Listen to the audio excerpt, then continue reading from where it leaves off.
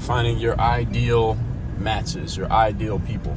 So in the sales world, they have this thing, or in the marketing world is a better way of saying it, they have this thing called the avatar, and that's not the movie. Avatar is, I don't know which one came first. I think the marketing term avatar came before the movie. But avatar basically means your ideal customer or your ideal client, your ideal prospect. If you had to sell your product to one specific person and only that person, and all your customers and all your clients were just like that individual, who would it be? All right, that's your avatar. And what we want to do, those of you who are in marketing, sales, and everybody's in marketing and sales, by the way, even if you're not doing it as a job and your job title doesn't say marketing and sales, you're still looking for your avatars, because your avatars can be your friends. They could be the people that you hang with. They could be your husband or wife, your boyfriend or girlfriend. These are still going to be your avatars. Who is the ideal person that you would be with? Any of you has ever been to a matchmaker or any type of relationship coach? What's one of the exercises they have you do? They all language it different and might call it different things and maybe go about the process uniquely. But the general idea is, if you had to describe your ideal wife or your ideal husband, who are they? How are they? How do they conduct themselves? Where are they from? How much money they make? What do they look like? What are their values? What do they do in their free time?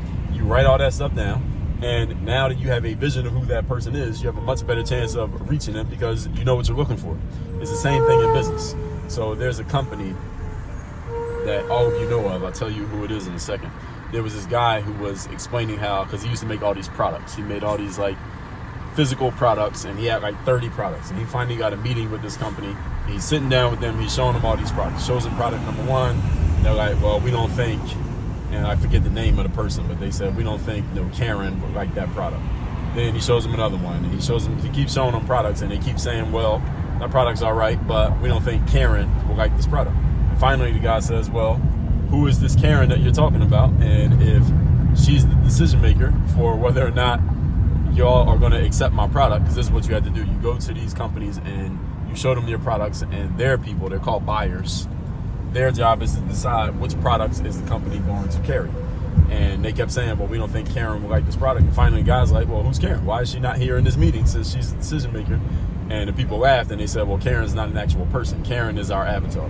And the company was Target. And I don't know if Karen was the name, but if you think about a company like Target, I was talking to one of my coaching members about this just last week. Think about a company like Target. Who's their avatar? Who's their ideal customer? And if you know anything about Target, or you shop at Target, almost all of you do, you can probably generally guess the answer. The answer is the homemaker mom. It's a person who is a wife and a mother. They have kids at home, and this woman makes all the decisions about what things are in the house. The towels that you use in the bathroom, the paper towels that you use in the kitchen, the napkins, the plates, what else does Target sell? All the home goods that you need to operate a home are sold at Target. And Target's avatar, their ideal customer, is the mom and wife who makes all the choices as to what kind of products we're going to have here. And Target makes all of their decisions as far as their marketing, as far as what they sell, as far as the products they carry, based on what does this woman want and how can we best please this woman. It doesn't mean that a man can't shop at Target. There are plenty of men who do buy things at Target. Maybe you're a single dad rather, or just a single man, period. You still go to Target and buy things. You're not the Target customer, pardon the pun, but you can still be a customer. And it's the same thing with all of you when it comes to running your business, when it comes to the people who you want to sell to. Who's your ideal person? Doesn't mean that you won't accept a less than ideal person every now and then, but you should know who you're targeting, and most of your client base should look like your ideal person.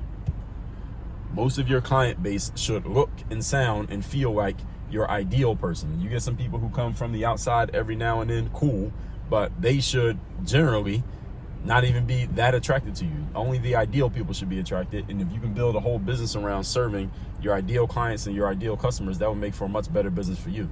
Doesn't mean you don't have to do any work with these people. It just means that what you're offering and how you are and how you show up and how you bring things to the table is completely in line with what this ideal person is looking for. So it's a perfect match. And again, you can apply this to relationships. You can apply this to friendships.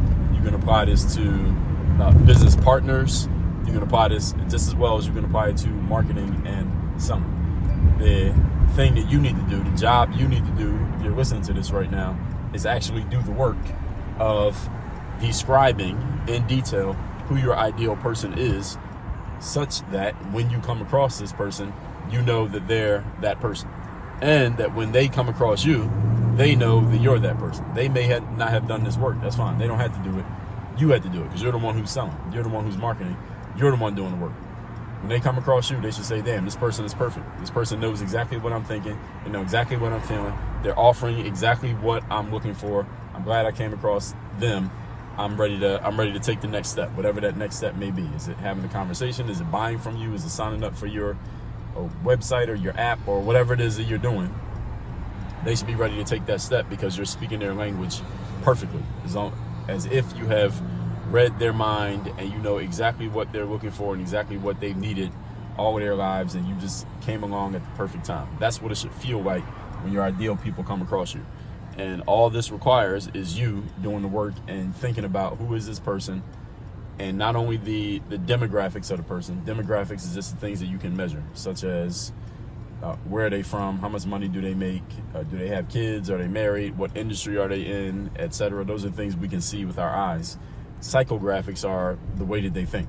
Is this person a liberal leaning person? Are they more conservative in their views? Are they a religious person? Is this a person who goes out and likes to party at night and drink socially? Or is this a person who kind of is more straight up? They just go to work, go home, and they chill. They're not a person who likes to be out on the scene and out where everything is at. Are they a person who wants to live in they like the urban environment where it's bustling and hustling and everything's going on? Or do they prefer a more suburban environment where it's more family oriented and fewer people who are just moving around, let's say, by themselves? What is their way of thinking? Do they prefer to work with a person who is more outwardly expressive, or a person who's a little bit more, introverted? All right, what is this person's mindset? What is their way of thinking? What do they value? What do they appreciate? What do they not like? All of these things are a part of the psychographics. Again, things that you can't measure but are very important, because when you understand a person's mindset, then you can reach them a lot. You can reach them a lot more in a lot more targeted way when you know the way a person is thinking, rather than just knowing things you can see on the outside. Because sometimes looks can be deceiving, appearances can be deceiving. When you know a person's mindset, they can't deceive you with the look. So anyway, this is the work that you all need to be doing, marketers. This is the work you need to be doing, salespeople. This is the work you need to be doing, entrepreneurs. This is the work you should be doing, single people who are looking for a partner. All right, this is the work you got to do. And the good news about this work is that it pays off when you do it the right way and you do it thoroughly. Good news, even further good news, is that I help people doing this inside our university. The link is down below in the description. It's called Work on Your Game University. Link down below in the description. Work on your game. Dre all day.